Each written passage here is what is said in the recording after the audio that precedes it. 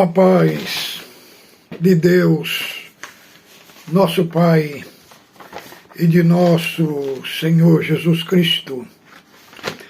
Este é um canal de opinião, reflexões e análises bíblico.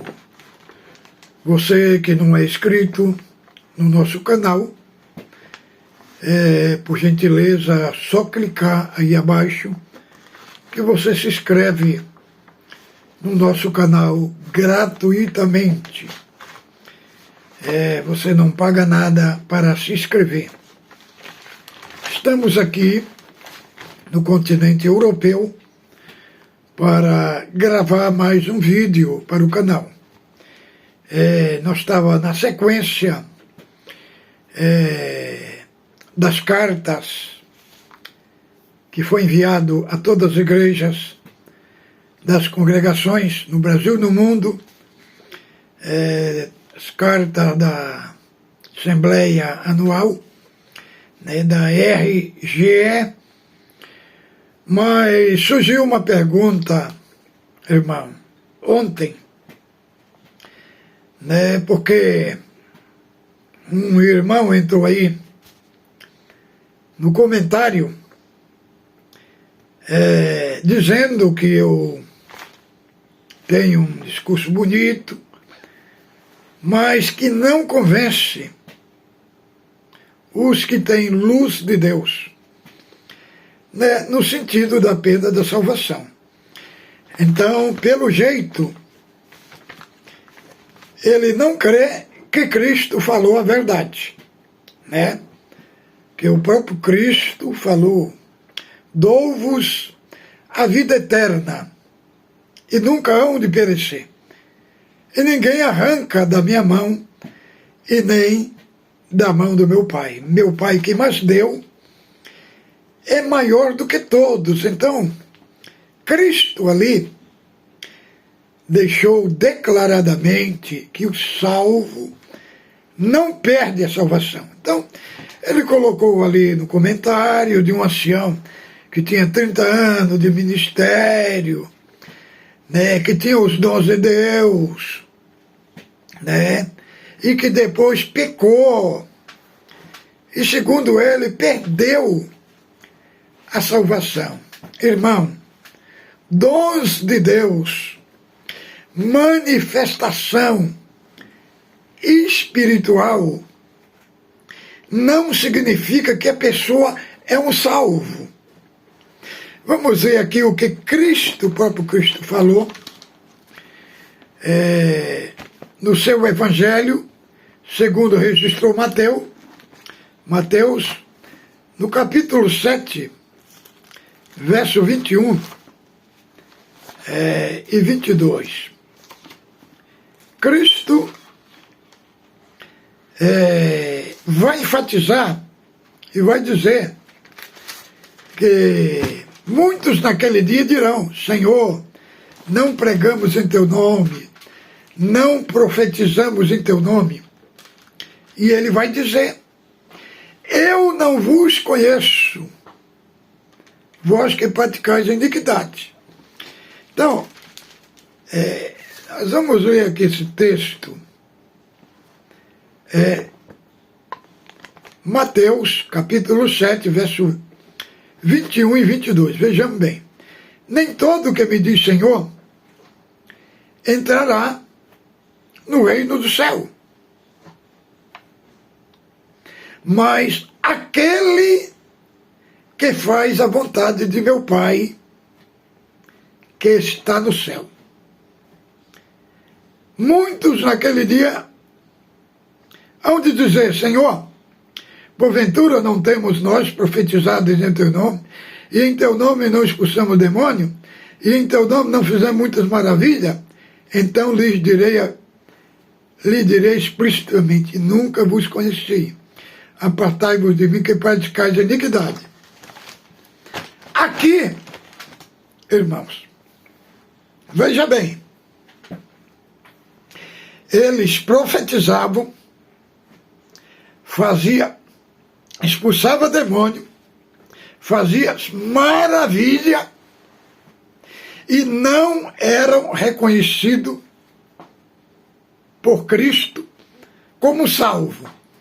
Por quê? Em verdade vos digo que nunca vos conheci. Irmão, esta palavra conheci, tanto no grego como no hebraico, é uma expressão de um marido conhecer a mulher sexualmente. É uma expressão de intimidade, de um relacionamento íntimo. Então, Cristo está deixando claro que eles tinham dons. Tinha dons. Tinha manifestação espirituais nele, expulsavam demônio, fizeram muitas maravilhas, mas eles não vos conheci. Apartai-vos de mim. Veja, então lhe direi expressamente, nunca vos apartai-vos de mim, os que praticais a iniquidade. Então, esses daqui tinham dons, mas não eram salvos. Por quê? Os dons de Deus, entendam bem uma coisa, os dons de Deus são dados de Deus para nós. Os frutos é de nós para Deus. Nunca na Bíblia Cristo identificou um dos seus seguidores através dos dons. Olha o que diz. O que diz João capítulo 15. Vamos ver lá. Só para os irmãos entenderem que dons de Deus, manifestações espirituais, não significa que a pessoa é salvo. Vamos ver aqui. Quem identifica um salvo no conceito de Cristo? Quem identifica um salvo? João capítulo 15, vamos ver o verso 5, aqui diz assim: eu sou a videira, vós os ramos. Quem permanece em mim, eu nele, esse dá muito fruto. Porque sem mim, nada podeis fazer. Então vamos ver aqui o outro palavra. 15:8. Nisto é glorificado o meu Pai, que deis muito fruto, e assim tornareis meus discípulos. Aqui, os discípulos de Cristo, eles não são identificados pelos dons, mas eles são identificados pelos frutos. Porque os frutos, que é a boas obras, é os frutos que dá testemunho da regeneração dos salvos. Os frutos é a consequência que uma pessoa nasceu de novo. Uma pessoa que nasceu de novo, o fruto dá testemunho da sua regeneração. Agora vamos ver aqui que ele falou qual é também o critério para a salvação. Primeiramente, vamos mostrar o primeiro critério, o primeiro pré-requisito. Vamos falar primeiro o pré-requisito. Abra aí a sua Bíblia, Lucas, capítulo 13, do verso 3 ao 5.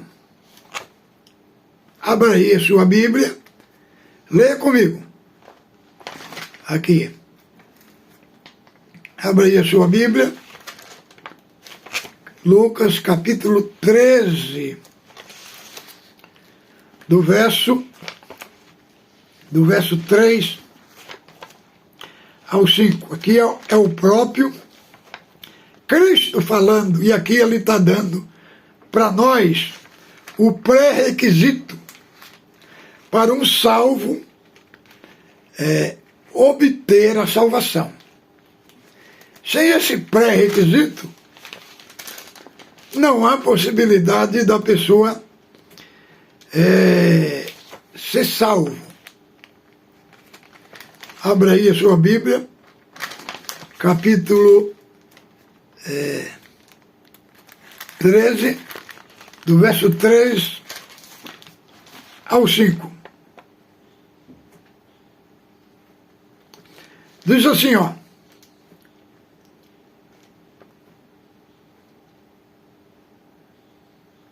Aqui ele está falando da morte dos galileus e a queda da torre de Siloé, que caiu sobre aqueles galileus. E ele está falando aqui, ó. Não eram, eu vos afirmo, se porém não vos arrepender de todos julgamento, igualmente perecerei.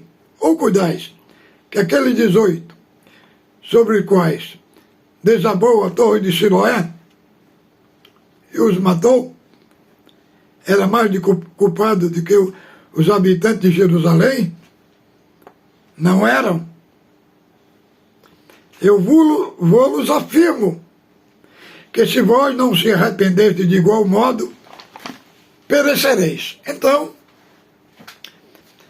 eles chegaram e falaram para o Senhor que aqueles que a torre de Siloé caiu sobre ele, eles eram mais culpados do que todos os homens da terra, né? Aí o Senhor pôs eles na mesma igualdade daqueles que a torre caiu sobre ele. Falou assim, olha, o seguinte, se vós todos não vos arrependeis de igual modo, vocês também vão perecer. Então, aqui, o próprio Cristo está falando que o arrependimento é o pré-requisito para a salvação, porque quando você se arrepende, você reconhece que você é o pecador. E aí, você se arrepende e você abandona a obra do pecado. E você é introduzido na salvação. Né? Então, irmãos, agora vamos ver Atos 3:19. Atos 3:19. Abra a sua Bíblia aí. E nós vamos ler aqui Atos 3:19, que é o próprio apóstolo Pedro pregando para o povo, e aqui ele dá o pré-requisito para a salvação. Diz assim, arrependei-vos, pois, e convertei-vos para serem cancelados vossos pecados, a fim de que a presença do Senhor venha e os tempos do refrigério, e que envie ele a Jesus Cristo, que já foi designado. Então, arrependei-vos e convertei-vos. Agora vamos ler também Atos 11, né? Vamos ler Atos, capítulo 11, verso 18. Depois, nós vamos ler também Atos 17 e 30.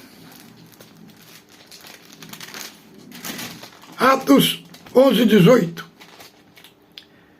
Aqui fala assim, ó. E ouvindo eles estas coisas, apaziguaram-se e glorificaram a Deus, dizendo, logo também aos gentios foi por Deus concedido o arrependimento para a vida. Agora vamos ver Atos 17, né? 17 de Atos, verso 30. Vejamos o que diz aqui o apóstolo Paulo. Ora, não levou Deus em conta os tempos da ignorância. Agora, porém, notifica aos homens que em toda a parte se arrependam, que é o pré-requisito.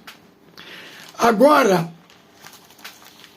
vamos ver o critério para a salvação que o apóstolo Paulo mostra para nós em Tito, capítulo 3, verso 5. Abra comigo a sua Bíblia, aí, a epístola do apóstolo Paulo, né? Tito. Tito fica depois de Timóteo e antes de Hebreus. Abra aí a sua Bíblia, que agora nós vamos entender o critério para a salvação. Veja bem, do verso 4 até o 6. Tito, capítulo 3, do verso 4 ao 6. Quando, porém, se manifestou a benignidade de Deus, nosso Salvador, e o seu amor para com todos, não por obras de justiça praticadas por nós, mas segundo a sua misericórdia, Ele nos salvou mediante o lavar regenerador e renovador do Espírito Santo. Então, o critério para a salvação é a regeneração. O que é a regeneração? Regeneração é um novo nascimento. O mesmo que Cristo falou para Nicodemos. Nicodemos, como era o príncipe dos judeus, ele era presidente do Sinédrio judaico. Ali, a corte judaica era composta de 78 membros. E Nicodemos era o presidente, né? O presidente da corte judicial judaica. Cristo, no capítulo 2, foi no templo e revirou a mesa dos cambistas, né? Revirou a mesa, jogou os dinheiro para o chão dos cambistas e disse, aqui é casa, aqui não é lugar de covil de ladrões, é casa de oração do meu pai, será chamada casa de oração. E ele fez um azorague, né, de cordel, e expulsou os cambiadores dali do templo. Então ali era quase em frente do Sinédrio, né? Então provocou uma reação do Sinédrio. E Nicodemos foi interrogar para ele para saber quem era aquele homem que fez aquela provocação, né, contra o sacerdote e contra o sinédrio judicial. E ele chegou, se tu és, porque ninguém pode fazer as coisas que tu faz, se Deus não for com ele. O Senhor respondeu para ele com outra pergunta. Nicodemos, em verdade te digo, que aquele que não nascer de novo não pode entrar no reino de Deus. O que é nascido da carne é carne. O que é nascido do Espírito é Espírito. O vento assopra onde quer. Ouve sua voz, mas ninguém sabe de onde vem e nem para onde vai. Assim é aquele que é nascido do Espírito. Então, o novo nascimento, irmão, é o critério estabelecido por Cristo e pelos apóstolos para a salvação. É pela ação regeneradora e renovadora do Espírito Santo que a pessoa é salva. Não é através de dons. Os dons são manifestações sobrenatural, né, para a atuação do Espírito Santo na igreja. Né? Os dons, eles foi dado à igreja pela soberania de Deus. E diz que Deus pôs os dons, os membros, como quis, no corpo de Cristo, para que todos trabalhem unidos no só foco para crescimento do corpo, que é a igreja. O apóstolo Paulo, quando ele fala em 12 de Coríntios, do verso 12 ao 31, ele faz uma tipologia de um corpo humano para mostrar que o corpo da igreja invisível é indivisível, que é querendo dizer que se ele mostra um corpo com cabeça, um corpo com cabeça, com olhos, com ouvido, com boca, com língua, com pés, com mão, ele está querendo passar que o corpo é uma unidade indivisível. Então, os dons de Deus atuam no corpo para edificação, mas os dons não salvam. Os dons não levam à salvação. Quem leva a salvação é a regeneração do Espírito Santo. É uma transformação que Deus faz a pessoa nascer de novo, e a natureza divina é reproduzida dentro do salvo. Ela é reproduzida dentro do salvo. Não é dizer que a natureza caída ela não é removida do salvo. Porque nós encontramos em Gálatas sobre os frutos do Espírito e a obra da carne, que fala lá que a carne combate contra o Espírito e o Espírito contra a carne. O que acontece é que a pessoa, a obra é feita, há uma mudança de mente, né? As práticas pecaminosas, elas cessam na vida da pessoa, porque a pessoa recebeu uma nova natureza, e essa nova natureza vai guiar a pessoa na obra do Espírito Santo. E aí ele recebe a capacitação do Espírito Santo para produzir boas obras. Que o conceito de boas obras, irmão, no Novo Testamento significa obediência a Cristo. Andar, ter uma vida de santificação. Né? Quando a pessoa nasce, de novo, a pessoa é justificada.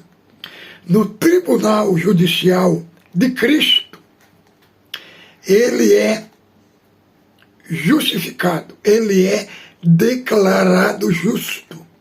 O que significa ser declarado justo? É porque o nosso pecado era impagável, a nossa conta era impagável. Cristo pegou o nosso pecado e creditou na sua conta. Ali, na cruz, na morte de Cristo, foi cancelado o nosso pecado. Foi cancelada a nossa dívida. Né? E ali nós fomos inocentados. É como uma pessoa vai diante de um juiz, vai para ser julgado, todas aquelas acusações que pesavam contra ele, e o juiz bate o martelo e fala: fulano de tal não deve mais nada. Por quê? Porque foi inocentado. Assim acontece na obra da salvação. E aí acontece duas imputações. Na hora que a pessoa crê, ele nasce de novo, é imputado que a sua dívida foi pagada. E, em segundo lugar, o benefício da morte de Cristo é aplicado na nossa vida. Entendeu? O benefício do sacrifício de Cristo é aplicado na nossa vida. Como?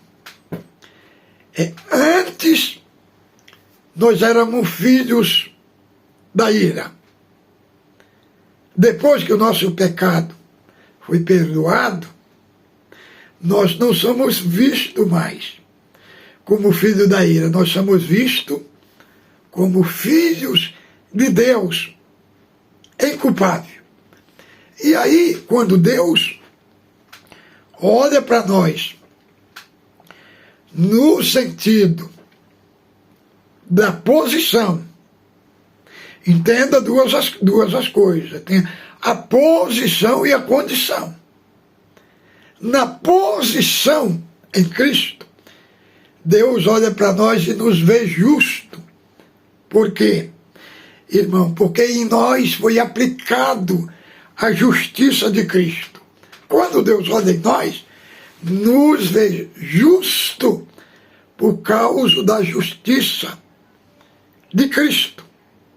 Agora, no sentido da condição humana, nós somos pecadores, como diz lá a epístola do apóstolo João, capítulo 1, verso 8 e 9. Se dissemos que não temos pecado, fazemos mentiroso, e a palavra de Deus não está em nós, mas na condição, na posição perante Deus, nós somos justos. Na condição, nós somos pecadores. Quando nós nos apresentamos diante de Deus, nós não nos apresentamos como um justo, mas como um homem miserável, como um homem pecador. É isso que a Escritura nos deixa bem claro. Agora, irmão, a segurança da salvação, que os salvos não perdem salvação, Efésios capítulo 1, do verso 3 ao 5, fala que essa salvação, foi Deus que elaborou ela na eternidade. Do verso 6 ao 12, isso eu estou falando primeiro de Efésios. Primeiro de Efésios, capítulo 1, do verso 3 ao 5, ali mostra Deus elaborando a salvação da eternidade.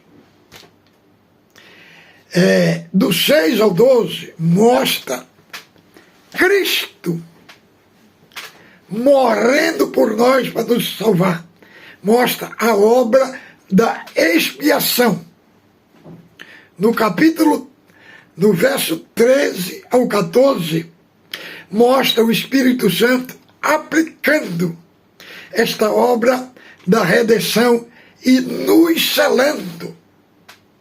Fala assim: depois que ouvides a palavra da verdade, o evangelho da vossa salvação, e neles, tendo crido, foste selado.